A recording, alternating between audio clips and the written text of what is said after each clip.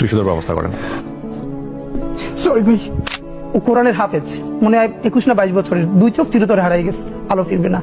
তো আমার কাঁধে হাত রেখে বললো কি যে হাদি ভাই আমার সপ্তাহখানেকের জন্য আমার একটা চোখে একটু আলো ফিরিয়ে দেওয়া যায়। আমি বললাম ভাই 1 সপ্তাহের জন্য কেন?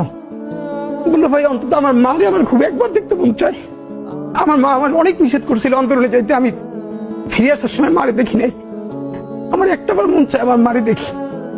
তো যারা হাজার হাজার কোটি টাকা পাচার করে বিদেশ চলে গেছে,